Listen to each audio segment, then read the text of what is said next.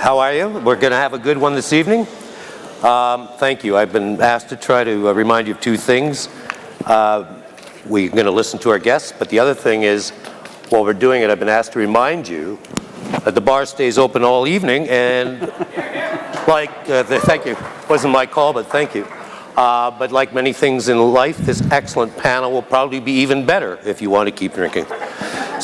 So, we're here to talk about the U.S. presidential race, but of course the Democratic race, and the battle between Hillary Clinton and Bernie Sanders. Now, before I introduce our guests, and we've got three of the best here, a little bit about me. I spent 3 election cycles in Washington. I covered the 04, 08, and 12 campaigns. My experience in 2008 is obviously when we went into that, my expectation was I was going to chronicle history. I actually, early on, thought I was going to chronicle the history of the first woman to win the U.S. presidency. And it turned out, of course, we had the first African American. But I thought I'd died and gone to journalism heaven in 2008. The battle between Clinton and Obama, the ups and downs of that race. I was in the coffee shop the day that Hillary Clinton teared up in New Hampshire, the day before her comeback, and the ensuing debate as to whether those tears were real or not. The Bill Clinton meltdown in South Carolina. The way the race went on and on and on. The accusations that Hillary Clinton was staying in too long, and then of course we had the big nomination in Denver, followed the very next morning by Sarah Palin, the gift that kept on giving in 2008. The unknown from Alaska who went rogue. So I thought I'd seen it all, and I left thinking that there's no way this could possibly get better. And here we are, it's 2016.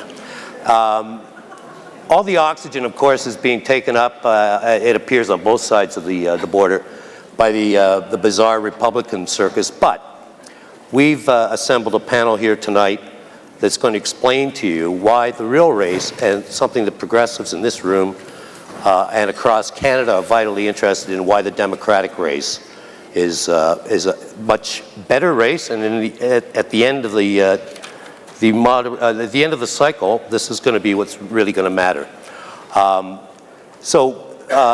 Allow me to introduce first, on my immediate left here, Mitch Stewart. Many of you know him. He's a founding partner of 270 Strategies. He served as the battleground director for Obama in 2012.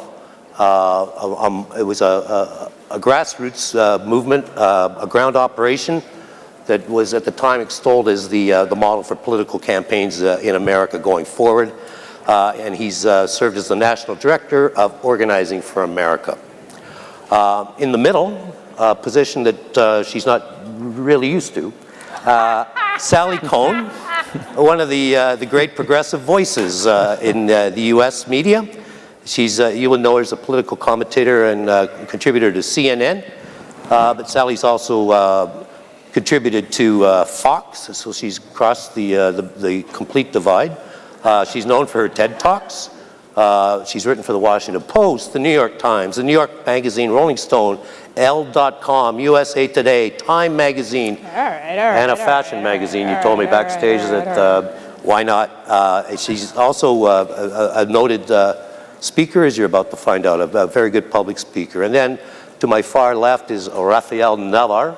He's the National Political Director for the Communication Workers of America. It's the largest telecommunications union in the world. It's the largest union to have endorsed Bernie Sanders in the presidential primary race. I love you, man. I had been warned earlier that this was a pro-Sanders crowd, and thank you for confirming that so early in the evening. But anyways, there you go. Be forewarned. Rafael he began his career working with the National Commission for Democracy in Mexico. He's coordinated the U.S. portion of the international referendum on indigenous rights. His later experience was as a community organizer with the Dolores Mission and the Bus Riders Union, which eventually led him to join Service Employee International Union Local 99 as the political director. As we go through the evening, you'll be aware that after our three experts talk for a few minutes, we were going to have a little Q&A here. I will be taking questions also from the audience. So there's two things to remember here. As the evening goes on, this is a democratic debate, so we will have to do without any unflattering pictures of spouses. There'll be no unsubtle references to penis size, allegations of infidelity, and no minorities will be harassed or beaten. But what the heck am I going to talk about then? And the rules for the questions, which I'll be taking, if they are manifestos of the LEAP variety or otherwise, or speeches, I'll ignore them and move on to the next question. If they are particularly brilliant or incisive, I will steal them from my next column. So try to be somewhere in the middle there. So, without any more words from me, I think we agreed we're going to start with Mitch, and Mitch can just talk a little bit about what got him into the campaign and how he sees the Democratic race going forward at this point. Sure. Thank you all for having me up here. This is my second time at the Progress Summit, and it's awesome how much it's grown, and so I'm thrilled to be here again. So my route to supporting Hillary Clinton was not a straight line. I was the 2007 Iowa caucus director for then Senator Obama, and the contest between Secretary Clinton's campaign and Barack Obama's campaign was very tough.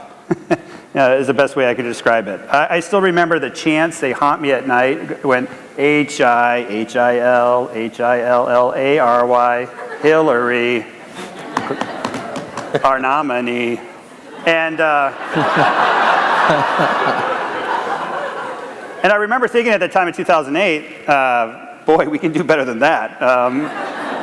I went through 6 other primary states before I stopped. I went to Nevada, I went to Minnesota, where I managed 3 other states from Minnesota. I went to Texas, and then I went to Indiana for the last 7 weeks, and that was the last primary state I worked. And by the end of that, I was extremely, extremely bitter. I then went to Virginia and was the state director for that in 2008, and had to go around the state meeting with Clinton supporters. And so that was my first opportunity to try to bring back the Clinton supporters into the Democratic fold, because there was much bigger problems facing America than just a Democratic primary fight. It was shortly after that that I found out that then President-elect Obama had nominated Secretary Clinton to be the Secretary of State.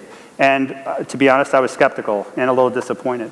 But it was during those 2.5 years that Secretary Clinton served in the State Department that really opened my eyes. I had a lot of friends in the White House that would speak glowingly of how hard she worked, how smart she was, how thoughtful she was.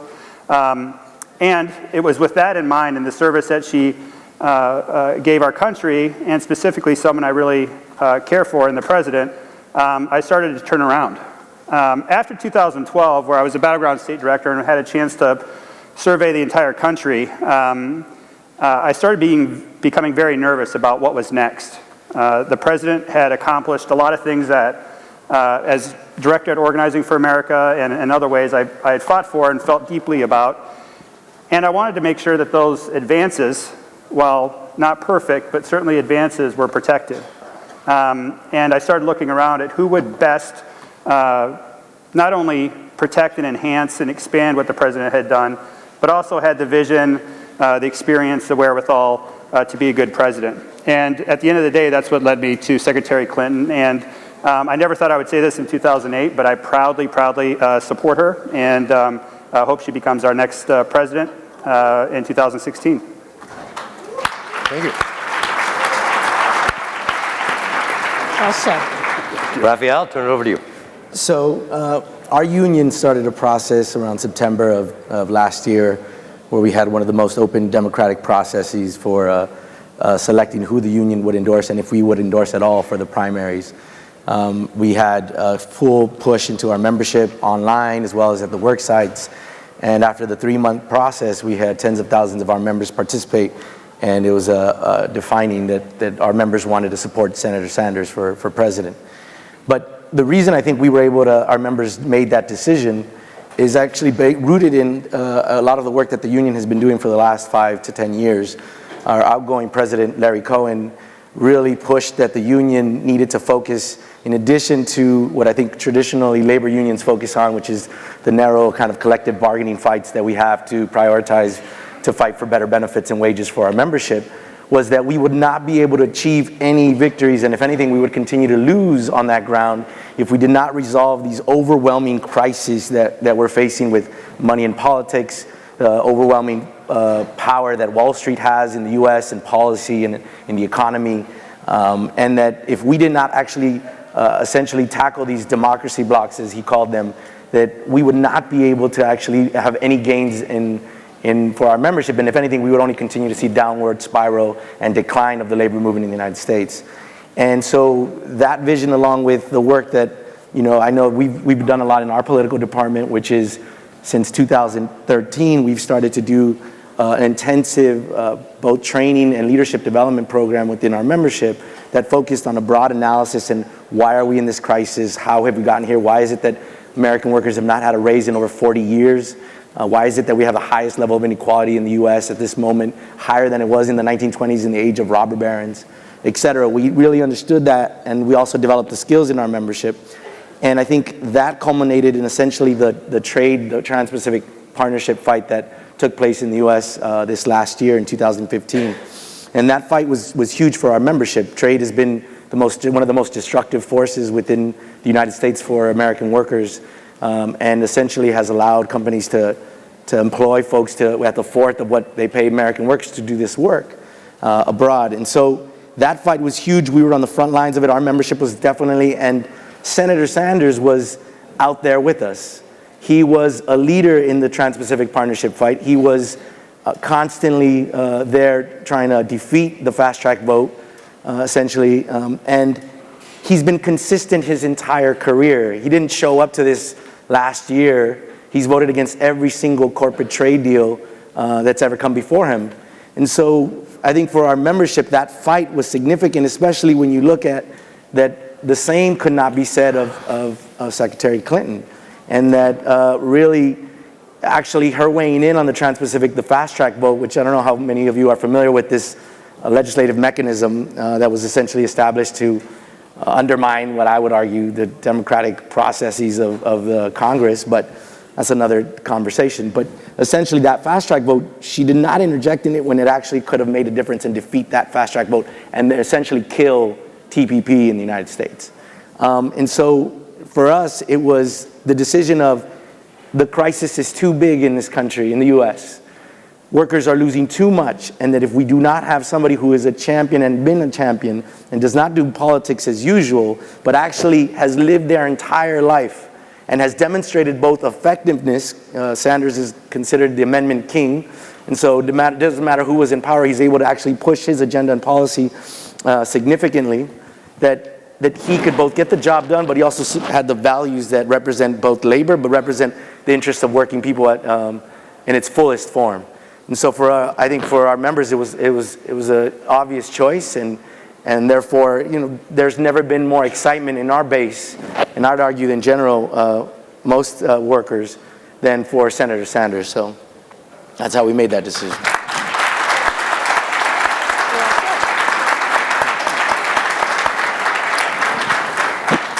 Sally, you want to give us your state of the race?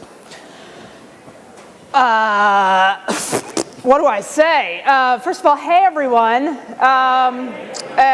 It's very cool to be here, although I do feel a little bit guilty that here we are, the Americans at the Canadian conference, and you want to talk about our election, and we know so very little about yours and your politics, and I can't help but feel a little guilty about that, and that, number one.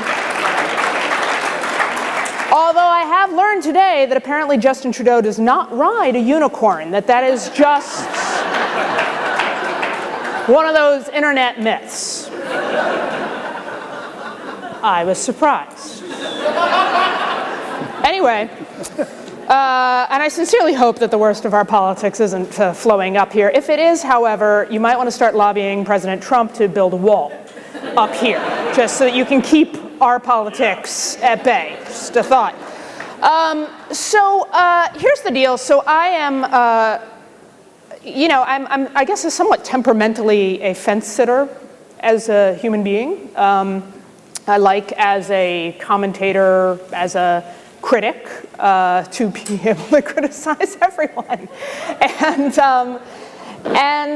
on top of that, I think both because of the experience of having, for the first time in my adult political life, been enthused about President Obama, and still there's very much to be enthused about, but also feeling like a little bit I kind of got caught up in the moment and lost sight of what I should have known all along, and what frankly we all should have known all along, even, was that he was not a raging progressive, but a fairly dyed-in-the-wool centrist liberal. Not that there's necessarily anything wrong with that, and I do think history will treat him very well, especially considering what he was up against. I think he's managed to achieve quite a lot.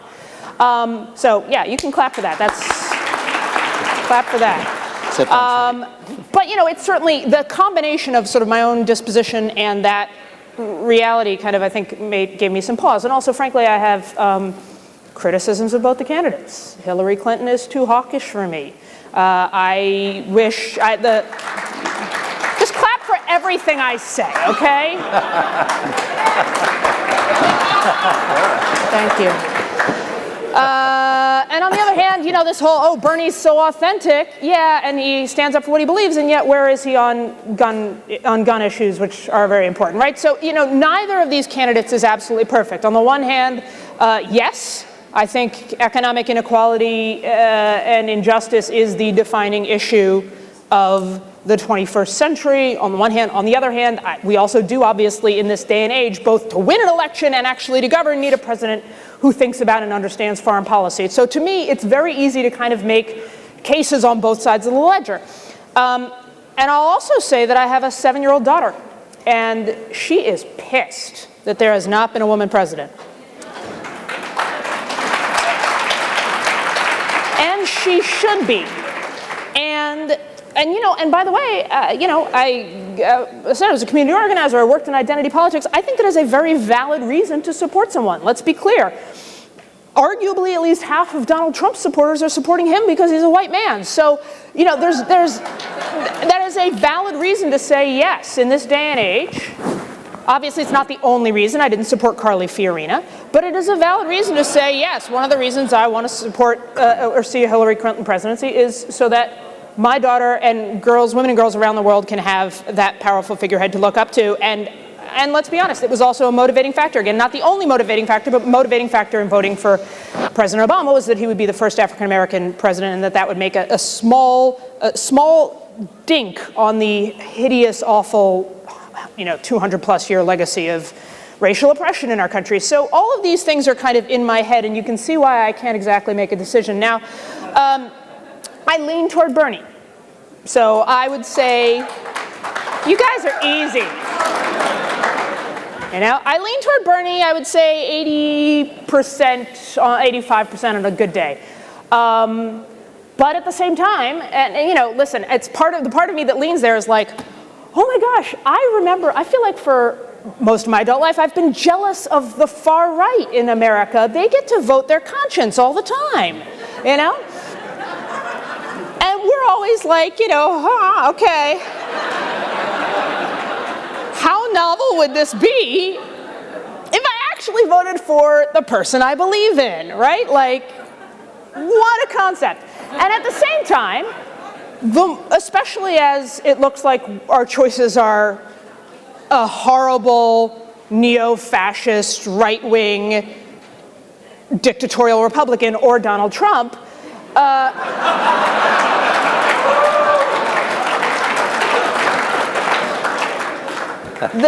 that sort of inherent democratic pragmatism of which I know we all are familiar starts to creep up in me, and I go, well, hang on a second, I'm not sure I can afford a consciousness vote, which, by the way, all of this seemed incredibly academic, but now suddenly New York may matter where I live, and so it's not just, I can't put this off any longer. Eventually I'm going to have to make a decision. But I will say this, I worry that Hillary, whereas Hillary is not an ideal candidate in so many ways, I think her negatives have probably hit their ceiling. People know what they are. If you don't like Hillary, you already know what you don't like. And Bernie has not been attacked. And I will also say that I think, because I know this is a Bernie crowd, and I'm obviously a little contrarian, I think she'd be an excellent president. I don't necessarily think I'd agree with everything she would do in office. But a lot of governance is the tedium of running the office, and I think she would be incredibly good at that in ways that, incidentally, I don't think were President Obama's strong suit. So, and I think that whereas Bernie is an incredible campaigner, incredible leader on his issues, I'm not sure what he would do, how he would actually do in the functional role of running the presidency. So there you go, that's me right here. Still, I think I talked myself into being more conflicted over the course of the last couple minutes. So I'm just going to stop talking now. Okay, thank you. They both clapped, see? There's a lot to unpack there, but first I wanted to tell you, if you're feeling guilty about not knowing more about Canadian politics, just stay in the U.S. because our Prime Minister's been there about 3 weeks in a row. There is talk he is coming back to Canada, but he's in Washington again tonight. Let's try to... there's a lot of progressives in this room who are likely wondering where they're going if they're New Democratic Party supporters. There's a leadership review next week with the leader. There's some questions being asked in the party. I think it would be helpful if this room could figure out where did this progressive movement that is backing Bernie Sanders come from. And let me ask specifically, and I hope all three of you will weigh in here, did Barack Obama help feed this? Sally, you mentioned that instead of a progressive, he became a centrist liberal. He remained far more popular in Canada Yes. than he did in the U.S. A lot of hopes were dashed in the U.S. because of the system, because of realities. But did progressives in the U.S. turn on him instead of taking a pragmatic half a loaf? They wanted the whole loaf with a bow on top, and have now decided that Bernie Sanders is someone who can take them to the progressive promised land. Progressives read into Obama what they wanted to see in him in large part. And I've written that Barack Obama was a candidate masquerading as a movement. And whereas Bernie Sanders is a movement masquerading as a candidate. And I still stand by that no one, including, and they'll tell you otherwise, but really, no one expected Bernie Sanders to do this well, including Bernie Sanders, right? It was sort of, we're going to use this campaign, this candidacy as an excuse to raise these issues that in a broader sort of movement, social, political, economic context we want to see raised both within the Democratic Party and writ large, and use the sort of event or occasion of the presidential campaign to raise up these issues across a longer time period. Whereas Barack Obama was a candidate. I mean, a pretty traditional, conventional political candidate. And his political record, and again, it's not to begrudge this. I happen to think liberalism is also better than conservatism. I'm just a progressive. So it's not like liberalism is necessarily bad. It's about 3,000 times better than everything on the center right. But I'm a progressive. He was a pretty traditional, in most ways, conventional centrist, with the exception of, say, his foreign policy and a few things here. And that allowed, I think, a lot of us on the left, hungry for someone we could be more enthusiastic about, to kind of infer more progressivism than, in fact, it was pointed out earlier to me tonight, at almost every stump speech, he quoted Reagan. I mean, it wasn't like he was even hiding his fairly pragmatic political strain, but I think a lot of us wanted something that wasn't there. Yeah, I mean, I think one thing is if you look at the organizations that had open democratic process for voting on who to endorse, you had DFA, you had Move On, you had CWA, et cetera. They all went with Bernie. Those elections were won by Bernie, right? And so I'd say that a lot of the organizations that really opened up that process, and Senator Sanders said as much when we endorsed him, is he felt that a lot of other progressive organizations, if they would have opened that up to the rank and file activists, you would have seen that kind of shift. In addition to that, I feel like you already had this growing, you look at Battle of Seattle 1999, you already had these waves of anti-trade, anti-WTO, et cetera, going on in the United States. But 2008 was significant because it was the largest transfer of wealth to the 1%. And that, along with the rise of essentially the Occupy movement, which led to Senator Warren being elected, Bill de Blasio, Chuck Lumumba being elected in the South, in Mississippi, on a progressive platform, Malcolm X Wright's Grassroots project, what he came out of. So you have essentially the crisis, I think, exacerbated people's kind of what's already a condition that's been taking place in the United States.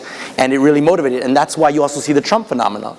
So Trump, the people who support Trump, they are speaking to a problem in the United States as far as the economy is not working for the majority of Americans. And so people are tired of essentially politics as usual. It's not resolving people's crises or needs. You have the most significant climate crisis that we're facing, and nobody's actually addressing in a significant way. So I think he steps into a moment where both the crisis is more severe, and you've had already organizing on the ground, and it was a confluence that just worked in his favor, and therefore people are coming together. And the last point I'd say is, what I think is really unfortunate is, everybody under 30, Bernie Sanders wins 7 to 10 of the youth vote under 30. And this could be his campaign and his candidacy, and actually winning the nominee could be this kind of rebirth of the Democratic Party and really establishing kind of what it could build on progressive values and really expanding the base and having a participation that has, of voters that we have not seen. And it's unfortunate because I do think that because there's not this backup that the Senator Sanders has in this election, he's struggling to get his message out, and therefore he's not doing as well as he could have. But Mitch, you look at, he's a 74-year-old, disheveled, to say the least. He looks like everybody's angry grandfather. I've met him. He's not a natural schmoozer. Mm-hmm. The word curmudgeon kind of comes to mind. Yet he's the one drawing. I saw the rally in Madison, Wisconsin. These are all kids in their 20s. This is the next generation of the Democratic Party, it would appear from afar. Well, I'll say some positive things about Senator Sanders. Kiss ass. I'm just kidding. And Just two positive things. So the first is, and how Sally phrased this, I think is spot on. And I thought of this similarly with Howard Dean, if folks are familiar with what he was able to do in 2003, specifically 2003 and a little bit in 2004, where the question in my mind was, did Howard Dean create this movement, or did this movement find Howard Dean? And I think it was the latter.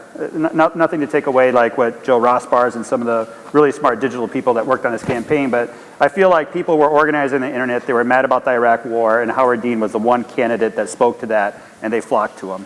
I think what Bernie Sanders is doing from a grassroots perspective, and specifically from a fundraising perspective, is awesome.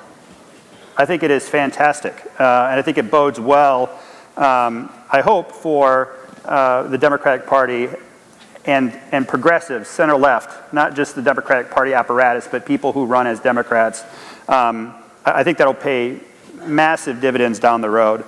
The other thing that I think Bernie Sanders did that is hugely positive and could have been extremely, extremely destructive is that he did run within the Democratic Party. Mm-hmm. In 2000, we had somebody that did not. And I'm not comparing Ralph Nader and Bernie Sanders, they're two different people, but if Bernie Sanders had run outside as an independent on the same platform, it would have probably assured Democrats or folks who care about center-left politics in America that we would not hold the presidency. And so the fact that he did run within the Democratic Party, I think, is something that he should be applauded for. And I hear some people, more traditional Democrats, criticize him because he's a social democrat, not a Democrat. And I don't give a shit. You can be a social democrat. Like, I'm just thrilled that you're running within the Democratic Party, because if you ran outside of it and we had two candidates representing probably 55% of the electorate and one candidate representing 45%, we would lose. We collectively would lose. So I feel very fortunate that he has done that. I do have some problems though with. With your candidate? No. Oh, sorry. With this. Sorry, it was easy. It was right there. With this progressive versus liberal debate. And so I was involved in the passage of ACA. It's Affordable Care Act, the Obamacare, which he, what's that? Well, you can say that jokingly, but there's 20 million Americans now that have health insurance that didn't before. Yeah. So that debate lasted a year. The general election in 2008 lasted 6 months, basically 5.5 months. That's how long for us, for us to beat John McCain was about 5.5 months. The ACA debate in Congress lasted 11 months and was given up for dead multiple times. And so the president said, in a perfect world, if we were starting over, he would like a single payer or Medicare for all. That was not an option. So then he did try for a public option. Maybe not as forcefully as some others would want, but he did bring that up and it was voted down. And so finally what did pass, and Move On voted on it, and they supported it over 80%. Move On came out and supported the ACA because all other options were exhausted. And so, this sort of framing that he's letting Americans down or he's letting progressives down because he didn't get the perfect, even though now 20 million Americans have health insurance that didn't before, is something that I know frustrates him greatly, but it also frustrates some of the people that worked with him. And so, I also remember in 2008, we ran on the audacity of hope, right? Hope and change, that was it. And I remember some of us thinking that the rhetoric that was being thrown at him was going to be hard to live up to under any circumstance, and I think that bared to be true. Because he has accomplished a lot of generational change that I don't think, at least in this time span, he's getting credit for. Can I just say, Before we move on, I don't mean to interrupt, but I just want to remind the audience out there, we do want to hear from you. We want to hear some questions from you. You'll see how to do that on the screen, and I didn't want to interrupt your flow, so back at you. I'm not going to, this isn't a referendum on Obama's legacy or Obama's record. And again, I think, I've always hoped we as the left can hold the broad tension of nuance in place, so that you can critique while also celebrating, you can appreciate the value of the Affordable Care Act while wishing it had gone further, et cetera. So what I will say is to the extent that, look, there's where Obama, and frankly, I think one of the best arguments for Hillary Clinton is she is the continuation of, for voters, not necessarily for me, but she is the continuation of Obama's legacy. That is what she represents. They are fairly, with perhaps the exception of the Iraq War, and I think she is more, she's more hawkish than he is, but look at his drone policy. So they're fairly lockstep, I would say, politically or ideologically.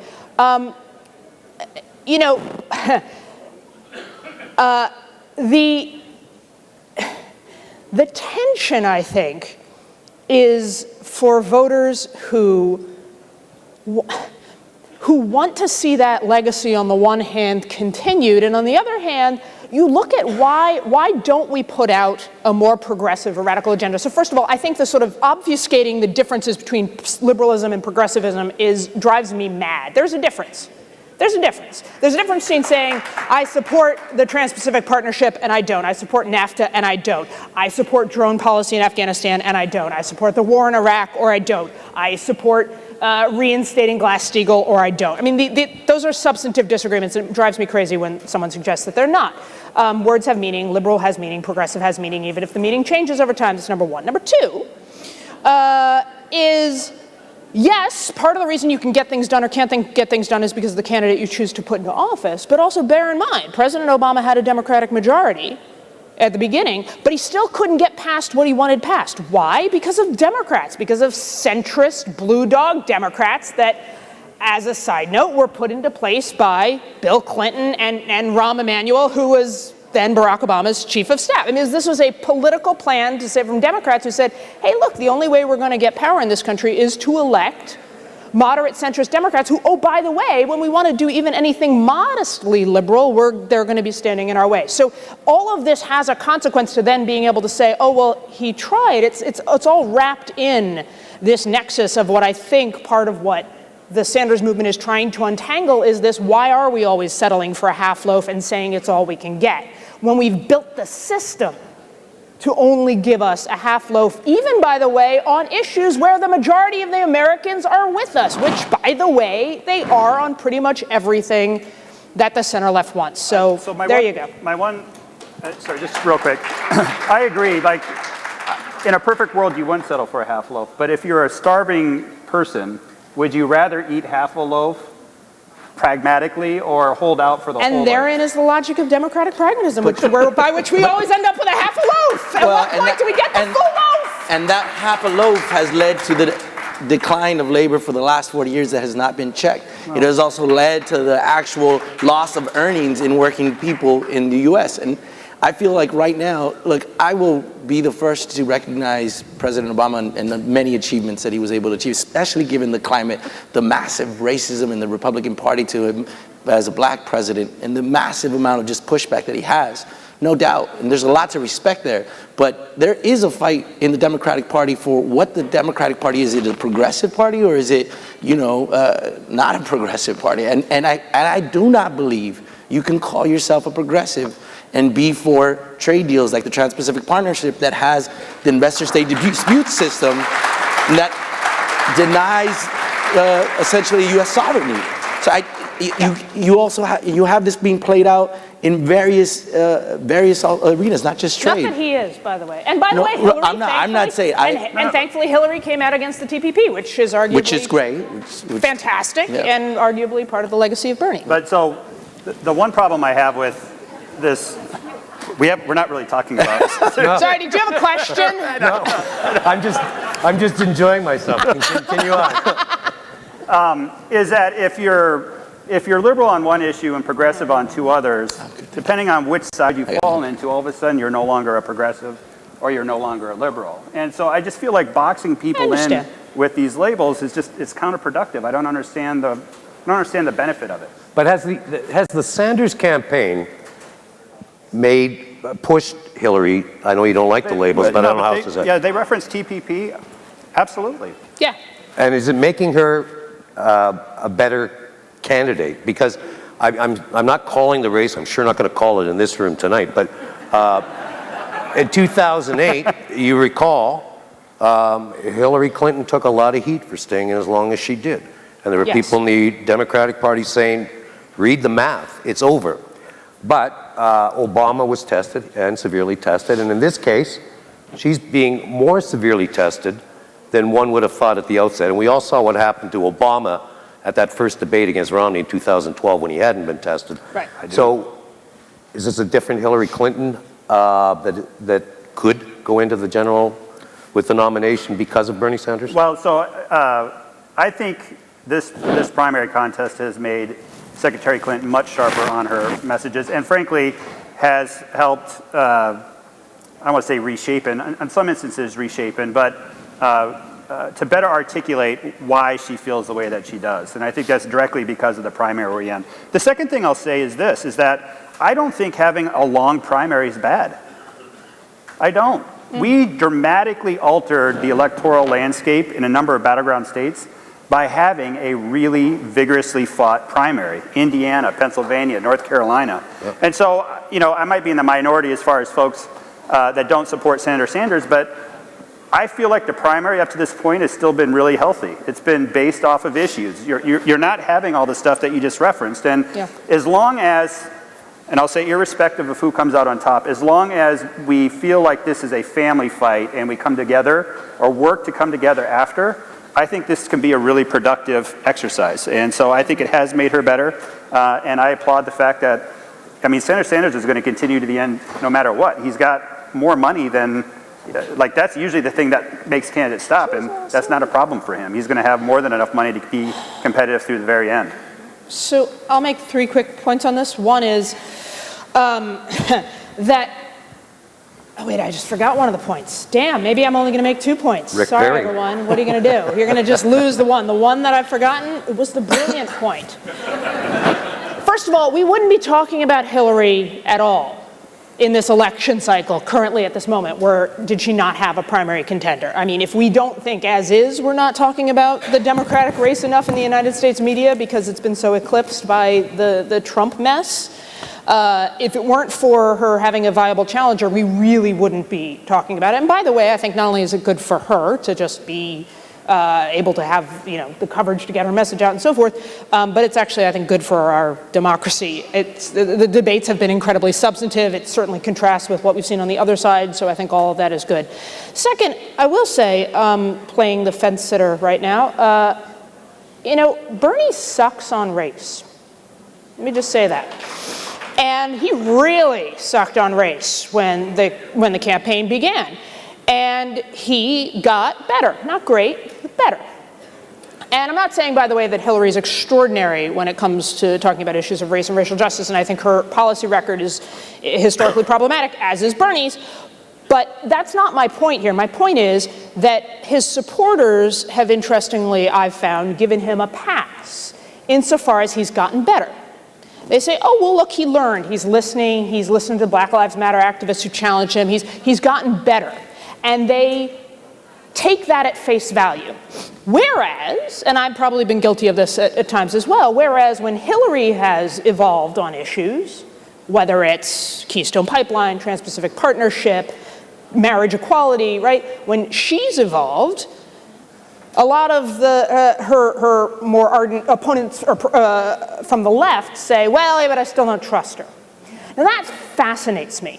Why is it that Bernie is given this pass and he's allowed to shape and grow and change as a result of the campaign, right? Including, by the way, on gun policy. I referenced this before. He's moved his position on gun policy as a result of this campaign, and I don't hear his supporters challenging that.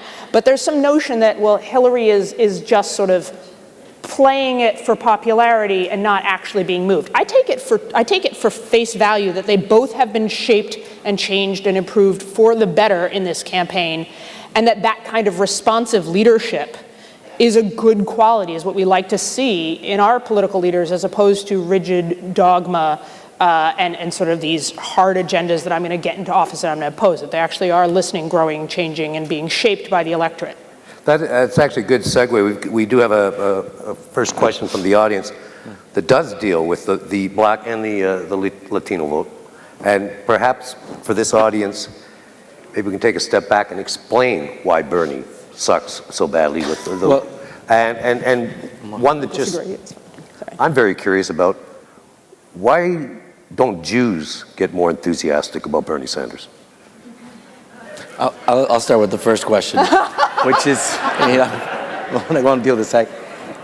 First of all, it's not true that he doesn't resonate with Black and Latino voters, because he doesn't resonate. The real divide is he doesn't resonate with older voters. He wins the Black vote if you're under 30 against Secretary Clinton. He wins the Latino vote if you're under 30 against Secretary Clinton. He just doesn't win the older vote. And so I think that speaks to more about, again, his message and how his message. You have the Clinton brand that has been known for 3 decades.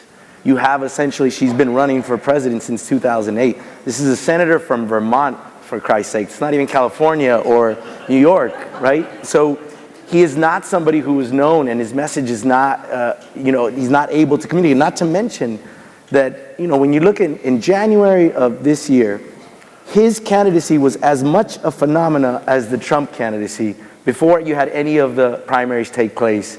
I would say even much more. There's no other candidate running for president that has had more individual contributions than him. There's nobody else who's had this kind of excitement. So, yet he was not characterized as a phenomenon. He's not given the same amount of media attention. Therefore, he is not given the same amount of play. And so, to get into those communities, even though he has raised significant amount of money, when you realize when you don't have the establishment with you, when you actually have essentially a message that goes completely against some of the most powerful forces in the country, and that will do everything to stop you, when you actually talk about breaking up banks, reinstating Glass-Steagall 21st century, all of these policies that actually would be truly move forward in a democratic process in the United States, it's going to be difficult for him to actually get into different communities, and which is why I don't think he's been able to break through in those communities that are older, that don't have the same sources of information I think that the younger generation will have. And so I don't think he's losing the black and Latino vote. I think he's just losing the older vote, and that's really what's at play here. Do I get the Jew question? It's okay, I'm Jewish. It's all right. Or as they say, Jew-ish.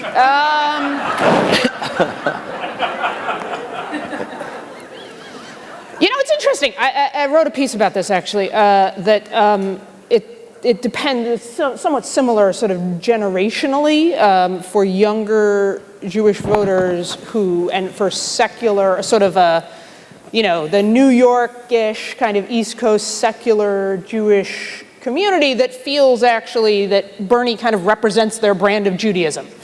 Not profoundly religious, but in the sort of tikkun olam kind of spirit of Jewish social justice and sort of Judaism and the history of Judaism and Jewish suppression as your motivation for doing good for others, and the sort of populist and economic equality message that goes along with that.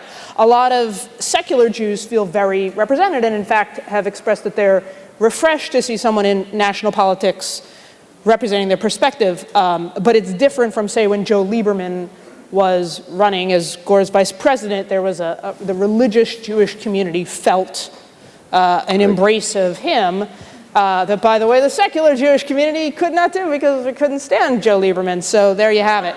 And it's interesting because then what this bears out is largely the divide between that sort of more secular progressive populist Jews and traditional democratic liberal, more religious Jews who, by the way, tend to back Hillary. I think overall, I haven't seen the more recent numbers, but the last poll I saw, Hillary actually wins among Jews. Yep. And I think that's a reflection more of the sort of age divide than it is religiosity. Okay, we're going to go to the audience for another one. This is a good question. The Republican race, of course, has been characterized as the whatever qualifies any longer as the GOP establishment. They've lost it. Nobody, whatever's left is running after what's happening and trying to staunch the bleeding. Yet, on the Democratic side, I'm wondering whether there isn't a flavor of the same kind of debate, especially when you hear Senator Sanders talking about the political, the huge Clinton machine, which he's clearly trying to portray as the establishment. Is there the same kind of battle underway in the Democratic Party between grassroots and so-called elites, or the establishment, however you want to call them? I mean, going back to I think the fight within the party, one is, first I'd start off with, the Republican Party is wholly owned by, I said, corporate influence and dominated by that interest. I'd say in the Democratic Party, there's still the struggle to actually have a party that represents more the grassroots, and that you've had this essentially, the blue dogs that you're talking about, essentially, you know, even the Clinton era was essentially a response to and of this overpowering corporate influence in the Democratic Party.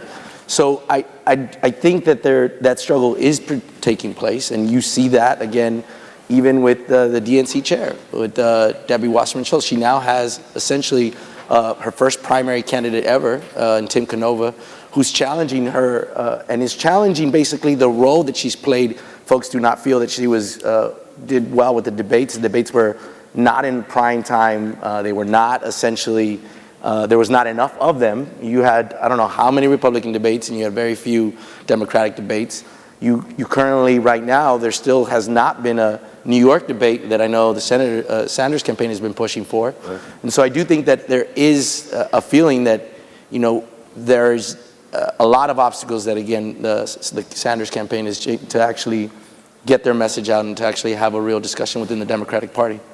Most definitely. The thing that I'll say is the grassroots can control the party. It was part of a grassroots effort that beat an establishment candidate, one that I now support, and ran against what we thought was a lot of entrenched established power. And we did that block by block, neighborhood by neighborhood, friend talking to friend. And we were able to do that. I think in 2004, Howard Dean, even though he had a losing presidential campaign, because of the infrastructure that campaign established, he was able to win against a lot of elites for the DNC chair in 2005, 6, 7, and 8. And so it can be done. I do agree, though, that there are certain elements within the Democratic Party that I think have outsized influence. And I don't think that's healthy. When you compare it to what's happening on the Republican side, we're light years better off than they are. But it's still something that we have to be mindful of. And what I hope doesn't happen after this primary is that the millions of people who came out and participated for the very first time during this process, who are enthused about one candidate or another, come away or walk away and then say, I'm done with it. And to me, as somebody that cares about the center-left in the U.S. and making sure that we continue the track we're on, is that would be a gigantic wasted opportunity. There's a ton of positive energy on the Democratic side that we need to tap into. Just like inversely on the Republican side, there's a ton of anger and disruptive energy that I think is going to haunt them for election cycle after election cycle after election cycle. We can't let that happen on the Democratic side. So I think there are two, other than if he actually were to win, and I'm going to be honest, it's looking a little hard, but but I think there are two lasting impacts that Bernie Sanders could have from a grassroots kind of transforming the Democratic and political establishment in the United States. One is that I think for too long, and I probably should count myself on this, the sort of people on the left of center in the United States have felt like, in hushed voices, I can say that I really think we should bust up the big banks, or we should have socialized single-payer health care, or we should, return to, 40% income tax, top marginal tax rate, or whatever, even higher, or all of these sort of, or just plainly say, yeah, capitalism, I'm not so sure if it's working anymore, or call yourself a Democratic, whatever. There is a sense, I think, there's a pretty widespread sense that people were afraid, ashamed, worried, whatever, for whatever reason, to actually proclaim those ideas out loud. And by the way, I think that includes probably many Democratic elected leaders. The whole evolution you've seen on marriage equality, for instance, I think is evidence of that. I don't friggin' believe for a second, that was close, Canada, that everyone in the Democratic Party who's now come out in support of marriage equality was really just evolved over the last couple of years. Like baloney, right? I mean, come on. But they were afraid for a whole host of political reasons to say what they really felt. And I think that's true on a wide range of issues. I'm hoping that there's a sort of a free your own burn kind of quality that he starts to spread among the left, where people say, okay, yeah, I can say these things, number one. Number two, I also hope, building on what Mitch said, that especially the young people who maybe have been raised in a very cynical atmosphere vis-a-vis politics, the political system, you can't fix it, you can't be any better, have seen that in this campaign, however unlikely it may have seemed, you could have grassroots fundraising that raises more than this well-oiled political machine. You can have, a democratic socialist who is a serious contender to be president of the United States, and that makes young people in particular more invested in the system, more invested in the process, whether it's running for office, whether it's taking up leadership in the party, in government, in creating alternative party apparatuses, that you see a real rejuvenation in that, which I think would be healthy for the party, it would be healthy for the country. That would be a really wonderful thing to see. So you're not suggesting they're not going to go home? I hope to hell they don't. But are they going to rally behind Hillary if that's the way this race turns out? One, I think the most significant piece is this, is that we're not going to change what's taking place in the United States if we don't have a broader movement, which Bernie's calling a political revolution. Yeah. You are not, even when you mentioned on LGBTQ rights, for example, I think that there's on the left and the progressives or the Democratic Party, it's easier, it's been to actually get pushed through on those types of rights. But when you get to the core of economic issues, or even you look at climate change, right, and that's directly tied to the economy, you see a complete shutdown and an inability to actually move policy that actually addresses those concerns. And so there is a real crisis in the United States as far as the ability. There was a study done by Princeton that said essentially when the elite class in the United States is opposed to a measure, it will most likely not go through. And so even if the majority of Americans support it, you will not see any kind of policy enacted if you have essentially the 1% opposed to it. And essentially saying that we live in an oligarchy and this is coming out of Princeton. So, I feel like there is this moment, and Bernie's both speaking to this, and that this will continue, it has to continue, and I think there's a beginning of it, regardless of him winning the nominee or not. Now, and I think even if he had won the nominee and gets to the presidency, we would need to build a movement to actually move forward the changes needed moving forward. We would not be able to achieve it on his presidency alone. With that said, I think there is some concern with, I know that if she is the nominee, that there's a couple polls out there that said a third of Bernie voters were not switched for Hillary, which is, alarming given the fact that on the other side you have like the Mad Max scenario going on, right? Well, before we get to that, though, you know him. He's a fierce independent. He has been all his life. Are we suggesting asking too much for him all of a sudden to become the consummate team player? Because I would argue that in fact you need a united team regardless of who's coming at you from the other side. Yeah. Which we can discuss in a second, but is Senator Sanders the type who, if and when he has to hoist the white flag? I mean, I think he's already demonstrated he's a team player. He's running in the Democratic Party, right? He's trying for the nominee. I think he's actually, to Mitch's point already, that he was not looking to be a third-party candidate and spoil. He wanted to make sure that he furthered debate, and while he was running on a platform that he thought was relevant. And so I think he's already demonstrated that, and I think he's also looking on the other end, saying, "Will Secretary Clinton be a party player as well?" Yeah, I mean, when Susan Sarandon, if people didn't hear, for instance, is a Bernie surrogate who suggested that she would support for Hillary Clinton, and well, she first of all, further than that. She suggested voting. I know she suggested. Well, it's in context. I don't think she said she would vote for Trump, and so we'll leave outside. We'll stop picking on poor Susan Sarandon and remember her for her great roles in Thelma and Louise. But I think she'd like to take that back if she could. But the point is, Senator Sanders himself said, "Whoa, I don't endorse what she said. Of course I would support Hillary." Hillary has said the opposite. And again, let's go back to the fact that we are a pragmatic stripe, us American Democrats. And I do think in the short term, nothing will motivate the Bernie side of the aisle and the Hillary side of the aisle will all be incredibly galvanized, if not to support whoever the Democratic nominee is, then certainly to oppose one of the, people on the Republican side. So in the short term, I'm not worried. I think you will see the most unified Democratic Party effort ever, and for damn good measure. Okay, I want to take all three of you into the general election. Before we do, I'm going to take one more from the audience here, which I'll just throw it out as I read it here. Somebody in the audience would like to know whether, it's an interesting whether a candidate who is not a white could take on some of the social democratic issues that Bernie Sanders is taking on. Thank you, audience. Anybody want to take that on? Or do you want to move it along?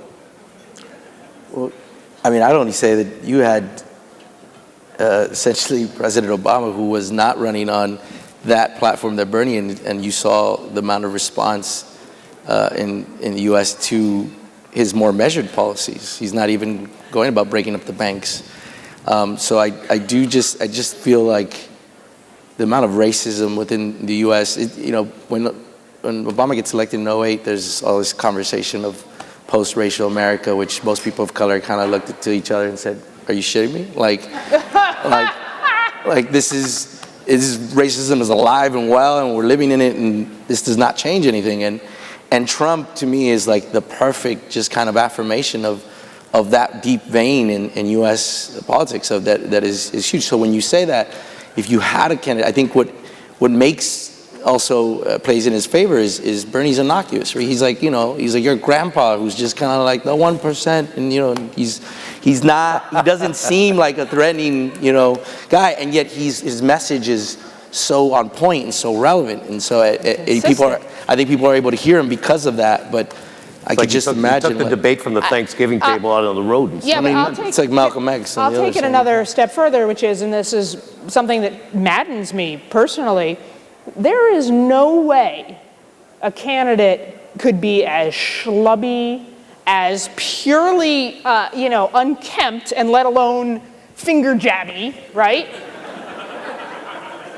And be a woman.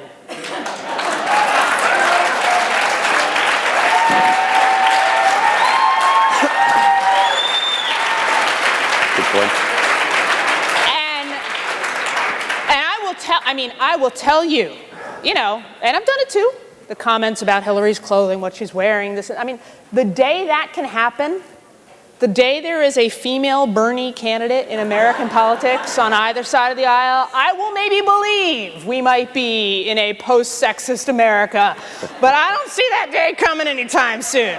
So extend that to his politics, and I think it's fair to say, I hope I don't shock anyone in this room, that at least in the United States, white men can get away with a lot of things that everybody else can't, and I think that's true in presidential politics, too. I would just add, I think that's totally right. I will say that as one thing I did miss is that you do have, like, Member of Congress Keith Ellison, you do have Raul Grijalva, both who are very much aligned with Bernie and his values and have them. So you do have folks of color who are pushing that line. I do think that it's, again, though, racism plays a big role in the United States politics, and so it's also something you have to be just aware of. Right. Look, don't we sound like a tourist board for America? We're like, come on down to the United States. Well, look, we've only got a few minutes left, so I do want to take us into the general election. And because it's Friday night, it's in crazy Ottawa, and we're drinking, let's assume it's Donald Trump. Or we can look at the Republican numbers and assume it's Donald Trump. There's been a series of assumptions made about Donald Trump that started, I think it started at the White House Correspondents' Dinner when Obama joked about him thinking he could become the president someday. We laughed. Nobody took him seriously. Sort of like nobody in Toronto took the late Rob Ford seriously until he won an election. We've seen this progression with Trump. Now the assumption is, don't worry, if he gets the Republican nomination, he's going to get stomped by the Democrats. This is beanbag time, and this is going to be easy. Is there a fear, first off, that somehow Donald Trump, as the GOP standard bearer, drags the debate down to the Donald Trump level again? And if not, how do you prevent that regardless of who the Democratic nominee is? So I think I have two thoughts on this. If Donald Trump doesn't course correct, which I felt like he tried to a couple weeks ago, and his crowd wouldn't let him. Literally, I think he's so hungry for those applause lines that the crowd wouldn't let him moderate his views. If he doesn't change, I think Democrats have a good opportunity not only to win the presidency, but to win back the Senate and potentially win the House. My biggest fear, though, is that he does course correct. And I could see him after the nomination having a press conference where he said, you know what, I've had some time to evaluate, think things over. I'm a deal maker. This is what you do when you make deals. I've evolved my position, and here's how I really feel. And I think he would get a free pass. There would be a whole bunch of stories about how Donald Trump's grown up, how he's matured as a candidate and blah, blah, blah. And then he will say the most outrageous things, and totally change politics as we know it in the U.S. Like if Ted Cruz is a nominee, the rules are somewhat established. You know, he was a college debater. So he's not a traditional Republican, but I think he'd run a traditional Republican campaign where there would be debates and there'd be back and forth and there'd be sound bites. With Donald Trump, he would say the most egregious things, and if he moderated his positions a little, in addition to doing that, I think he could win. And so I caution my Democratic friends not to take him lightly, because I think he could win, and it would be a catastrophe not only for the U.S. but for the world, for everything that he said. What he said? So first of all, I happen to think the most dangerous thing that anyone on the center left can do right now in the United States is suggest that Donald Trump can't win. Because first of all, he can, and second of all, if we believe he can't, then we unilaterally start to demobilize, and it sets up the environment in which he can win, number one. Number two, I similarly think there are paths of mediation or moderation. It would include whoever he would have as a vice presidential running mate, someone who, sort of center voters can go, oh, well, I'm really voting for, whoever, Rubio, if it were that, or whatever, and they're sensible, and so everything will be fine. By the by, it's not like I feel much better if Ted Cruz is the nominee. In fact, to be honest, I think he's far more dangerous, because whereas Donald Trump is an opportunist who more wants to win the presidency than be president, Ted Cruz really wants to be president and has an ideology and wants to very radically and dramatically remake the United States and the world in his very far-right image. So it's not like the alternative is more comforting. What I will, okay, so now that we're all scared. For Donald Trump to win, apparently he has to win 7 out of 10 white men in the United States. That's his numerical path to winning the presidency. And there are people who say that's not possible. If you talk to white men, and I know some, even ones who are Democrats, proud, prominent, lifelong Democrats, they will secretly betray some sympathies for what Donald Trump says about political correctness, because I don't know if you know this, but white men, oddly, feel really put upon that suddenly now they're expected to treat women and people of color with the respect that's always been demanded for white men. And they're secretly kind of pissed about this, and they secretly believe that reverse racism is a thing, and that suddenly they're getting a raw deal, but they're supposed to be totally cool with it. But inside, they're not quite. And so if there is a way that they can say, well, it's really these other reasons I'm voting, because I don't like Hillary. It's because, she's more hawkish. Oh, it's whatever. They can find an excuse. But really, it's actually, and let's be honest, let's not, there is a populist economic strand, that is shared by the left and the right that Trump is tapping into, as is Bernie. But let's not kid ourselves. The xenophobic, Islamophobic, and sort of implicitly racist thread that Trump is connecting with very much exists on the Democratic left as well. Let's not be naive about that. So, is there a path to his victory? You friggin' bet there is. And I think it's something we should all be reckoning with, frankly, beyond this election, is how this could happen. I mean, the only positive sign I'll end on is for us to have a backlash, there has to be something to be lashing back against, and it is overall a sign of progress that we're in this moment, but it's a scary moment. So, Rafael. I agree with both points made by both of you, but the only thing I would add is this, is the story. Is the first political action that I did with my father, who was not a political at all, was not involved, we never had even political conversations at home, was when I was around 15, and it was in California. I was born and raised in California, and it was Prop 187 was put forward by Pete Wilson, and essentially was denying services to immigrants, et cetera, undocumented folks. And it was a very unifying attack on our community that essentially was, for me and for many of my generation, a huge organizing moment. And I see the exact same thing. And what's even more powerful for me was when Trump came out, calling out my family. I'm Mexican, I'm of Mexican descent. And I saw the unity and the organizing that happened not only within the Mexican community, but Latinos in general in the United States in a way that I had never felt or seen at all. And so I think that there is, like Pete Wilson was one of the best organizers of Latinos in California, Donald Trump is one of the best organizers for Latinos in the United States. And so he has inspired many to organize. And actually, if you look at the numbers for folks who are naturalizing and getting citizenship, many folks who've been permanent residents for years, the number always increases on election years, but it's even more, it's higher this time around than in previous presidential election cycles. So I do think that he has been a catalyst, a motivator, and I think for us as Latinos, it's just a question of really organizing within our communities, educating and furthering that organizing around essentially a racist, xenophobic candidate such as Trump. And so, and he makes it easy.